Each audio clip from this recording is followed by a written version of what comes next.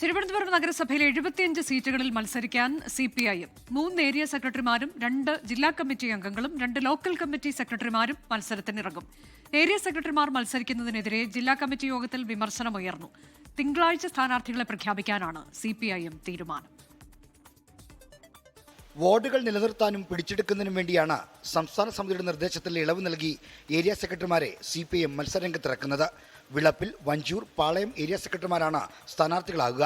Vilappil area secretary RP Shivaji പുന്നയ്ക്കാമുകളിലും, Vanchiyoor area secretary K Sreekumar ചാക്കയിലും, Palayam area secretary P Babu വഞ്ചൂരിലും മത്സരിക്കും. ജില്ലാ കമ്മിറ്റി അംഗങ്ങളായ SP ദീപക് പേട്ടയിലും SA സുന്ദർ ചാലയിലും മത്സരിക്കും. LDFന് ഭൂരിപക്ഷം ലഭിച്ചാൽ SP ദീപകിനാകും മേയർ സ്ഥാനത്തേക്ക് പ്രഥമ പരിഗണന. ഏരിയ സെക്രട്ടറിമാർ മത്സരിക്കുന്നതിനെതിരെ ജില്ലാ കമ്മിറ്റിയിൽ വലിയ വിമർശനം ഉയർന്നു. മാസങ്ങൾക്ക് മുമ്പ് സെക്രട്ടറി ആയവർ എന്തിനാണ് മത്സരിക്കാനിറങ്ങുന്നതെന്നായിരുന്നു ചോദ്യം. തീരുമാനം സംസ്ഥാന സമിതി പുനഃപരിശോധിക്കണമെന്നും ആവശ്യമുയർന്നു. സംസ്ഥാന സെക്രട്ടറി MV ഗോവിന്ദന്റെ സാന്നിധ്യത്തിലായിരുന്നു ജില്ലാ കമ്മിറ്റി യോഗം ചേർന്നത്.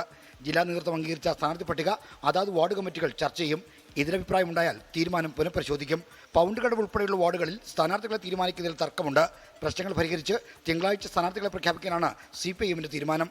101 വാർഡുകളുള്ള നഗരസഭയിൽ 75 സീറ്റിൽ CPIMും 17 സീറ്റുകളിൽ CPI മത്സരിക്കും. കേരള കോൺഗ്രസ് എമ്മിന് 3 ഇതര ഘടകകക്ഷികൾക്ക് ഓരോ സീറ്റ് വീതവും നൽകിയിട്ടുണ്ട്. ബാലരാമപുരം ഡിവിഷനിൽ നിന്ന് മത്സരിക്കുന്ന ജില്ലാ കമ്മിറ്റി അംഗം SK പ്രിജയെയാണ് ജില്ലാ പഞ്ചായത്ത് പ്രസിഡന്റ് സ്ഥാനത്തേക്ക് CPIM തിരുവനന്തപുരത്ത് പരിഗണിക്കുന്നത്. 24 തിരുവനന്തപുരം. ലോകത്തെവിടെയായാലും ഏത് സമയത്തും 24 വാർത്തകളും ഓഗ്മെന്റഡ് റിയാലിറ്റി പാക്കേജുകളും എക്സ്പ്ലെയിനറുകളും വിശദമായി കാണാൻ ഞങ്ങളുടെ YouTube ചാനൽ നിങ്ങൾക്ക് സബ്സ്ക്രൈബ് ചെയ്യാം.